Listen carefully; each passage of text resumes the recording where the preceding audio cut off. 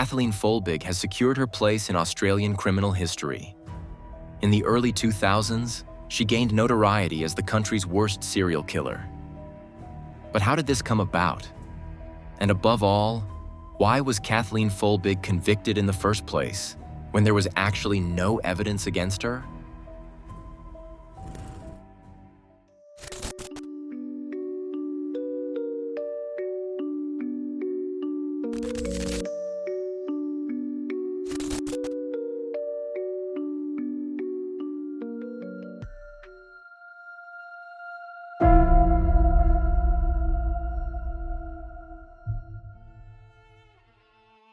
Kathleen Folbigg's life has been marked by severe trauma since early childhood.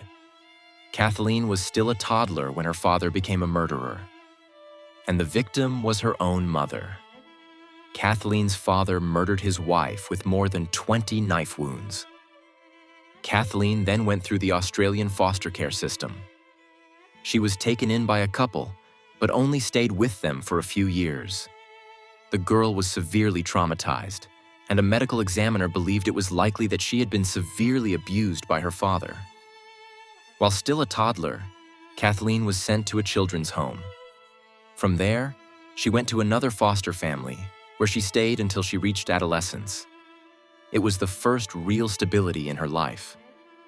In the mid-1980s, Kathleen meets a man named Craig Gibson Folbigg.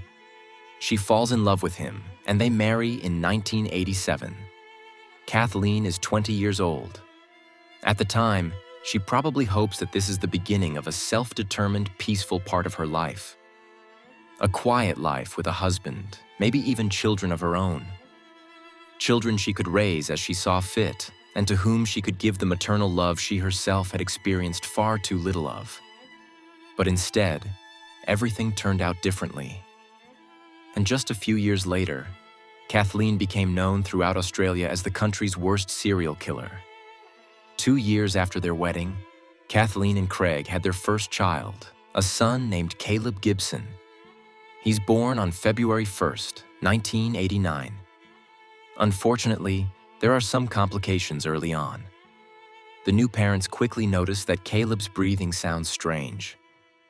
The couple consults a pediatrician, who reassures them that little Caleb probably just has a mild form of laryngomalacia. Basically, this means that the baby's larynx is soft. This is not particularly unusual, and the symptoms usually subside. On the night of February 20th, 1989, Caleb once again seems to have trouble breathing. Between midnight and 2 in the morning, he is noticeably restless. And sadly, little Caleb does not survive the night. At only 19 days old, the baby dies in his sleep. A year after this terrible tragedy, Kathleen and Craig had a second son. They named him Patrick Allen. He was born on June 3rd, 1990.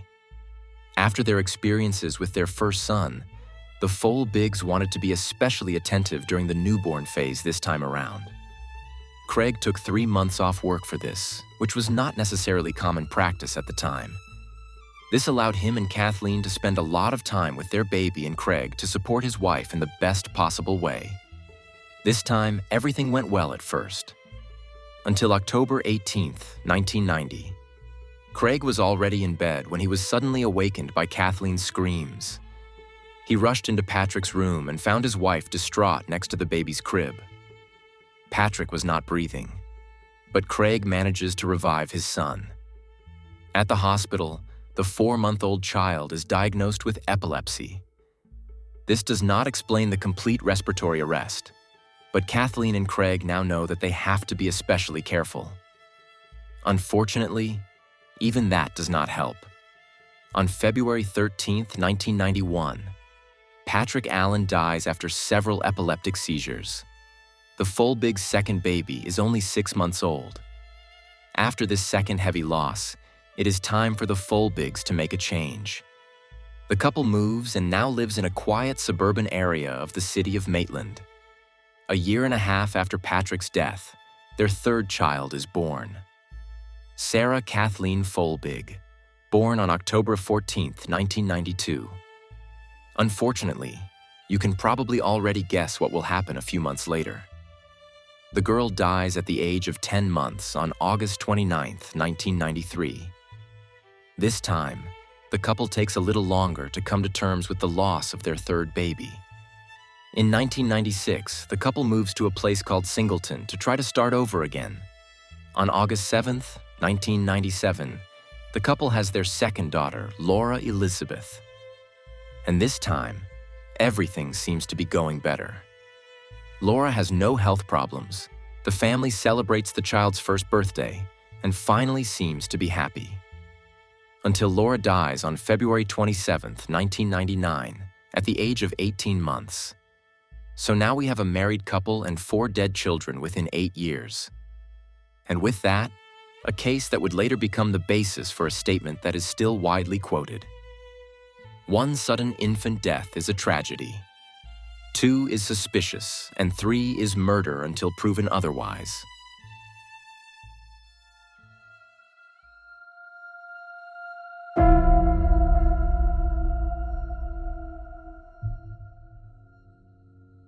When Laura Elizabeth dies, the ambulance is called again. Kathleen says that she tried to resuscitate her daughter herself until the emergency services arrived. But it didn't work, and even the paramedics can't do anything for the toddler. And it is precisely this choice of words that is actually the crux of the matter. Laura Elizabeth was 18 months old when she died, which means she was no longer a baby, but a toddler. A doctor who performed a post-mortem examination contacted the police after the child's death. In her professional opinion, sudden infant death syndrome could be ruled out as the cause of Laura Elizabeth's death. The girl was already too old for that. The deaths of Caleb and Sarah were classified as sudden infant death syndrome. But against the backdrop of Laura's death at the age of 18 months, the cases of the 3 other Folbigg babies also appear suspicious. What if the problem in this family was neither Patrick's epilepsy nor sudden infant death syndrome? What if there is a murderer in this family? Or a murderess? The Australian police are also asking themselves this question and decide to investigate Kathleen and Craig Folbigg. A listening device is installed in the couple's home. Kathleen also receives summonses to 2 interviews at the police station. The police claim to have recorded Kathleen practicing for these police interviews several times via the listening device. What she says, where she should cry, how exactly she should phrase everything. The Australian police find this highly suspicious. For this and other reasons, Kathleen Folbigg is arrested in May 2001 after 2 years of investigation. She's accused of murdering her 4 children, Kayla, Patrick, Sarah, and Laura.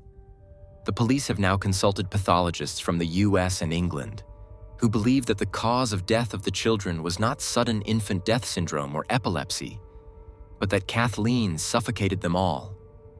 The verdict is based primarily on the improbability that all 4 children died of natural causes. To illustrate, in the mid-1990s, there were 78 cases of sudden infant death syndrome per 100,000 births per year in Australia. Given this statistical background, it seems highly unlikely that the Folbigg family would have been struck by such a fate 4 times. Instead, the police and the public prosecutor's office assume that Kathleen murdered her 4 children. You may be wondering why Kathleen is explicitly suspected and not her husband Craig or both of them. For one thing, all 4 children died after Kathleen had last checked on them. It was also Kathleen who found the dead children each time and then alerted Craig. Never the other way around. After Laura Elizabeth's death, Craig even becomes suspicious of his wife. He begins to cooperate with the police and, among other things, ensures that the investigators get their hands on Kathleen's diary. It contains many entries that reveal a certain desperation and frustration regarding the care of her babies. After Caleb's death, she writes in her diary that she is ultimately just her father's daughter. And since her father is a convicted murderer, the prosecution sees this as evidence that Kathleen is capable of doing something similar.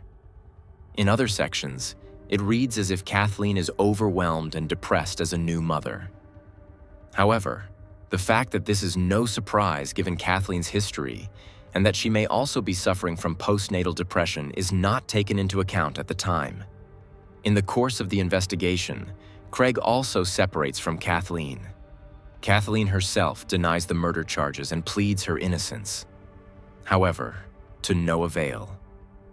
In 2003, she is convicted of manslaughter for Caleb's death and murder for Patrick, Sarah, and Laura's deaths. She is sentenced to 30 years in prison. There, Kathleen even has to be placed in a special protection area.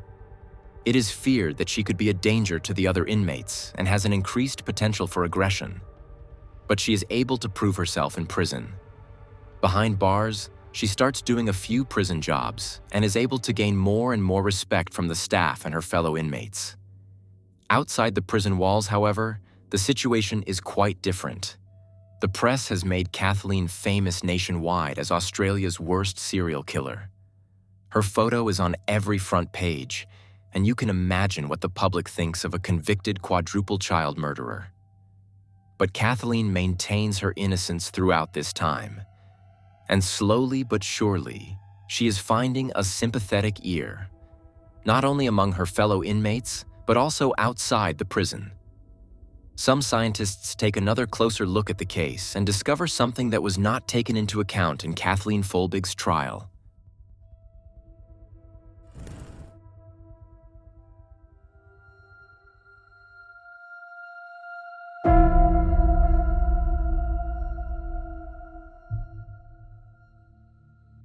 Several scientists have joined forces in support of Kathleen to sign a petition. It states that a genetic mutation called CALM2G114R was found in Sarah and Laura's DNA. This mutation can lead to sudden cardiac arrest in young children. Caleb and Patrick, the two sons, have a different genetic mutation that has been linked to potentially fatal epilepsy, at least in experiments and laboratory tests. However, this was not taken into account at all in Kathleen's trial, even though it is exculpatory. A 120-page expert report states that there is no evidence whatsoever that Kathleen caused the children's deaths. According to the report, Laura Elizabeth had myocarditis at the time of her death, Patrick had severe seizures due to epilepsy, and Caleb had breathing difficulties due to his softened larynx. Only in Sarah's case does everything really look like sudden infant death syndrome, although in her case there is also the gene that could explain sudden cardiac arrest. The petition, Justice for Kathleen Folbigg, finally leads to a special investigation of the case in 2019. In the meantime, not only scientists but also lawyers have come forward who are convinced of Kathleen's innocence and want to help her. However, the prosecution is not easy to crack. It doesn't help that Kathleen was convicted in 2017 for assaulting a fellow inmate in prison. She is said to have beaten up the other woman during an argument over a toaster. According to reports, she punched the other woman in the stomach because she took the toaster to her cell. This outburst does not necessarily paint a peaceful picture of Kathleen. That is why it takes years and numerous motions, expert opinions, and appeals before Kathleen Folbigg is allowed to go before the Court of Appeals. And she is successful. In December 2023, the convictions for manslaughter in 1 case and murder in 3 cases are overturned. The reasons given are reasonable doubts about the legality of the convictions. At the time, Kathleen was only convicted because the situation was simply suspicious. But that was basically it. There was simply no real evidence of her guilt. At the time, the so-called Meadows Rule was invoked, which stems from the sentence I quoted at the beginning. 1 sudden infant death is a tragedy, 2 are suspicious, and 3 are murder until proven otherwise. Today, the Meadows Rule is no longer applied as rigidly as it was in the early 2000s, and Kathleen Folbigg is now a free woman. The Court of Appeal has ruled that Australia's worst serial killer never was one. According to the new ruling, Kathleen spent more than 20 years in prison for a crime she did not commit, and that after losing 4 children and having a traumatic childhood herself.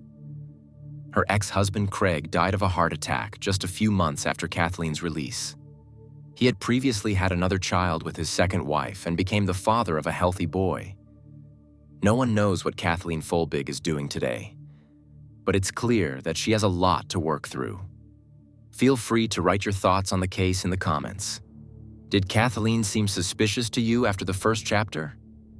It's crazy how much a lack of evidence or expert opinion can distort the picture of a case, and how much you might rely on your inner compass despite the lack of evidence.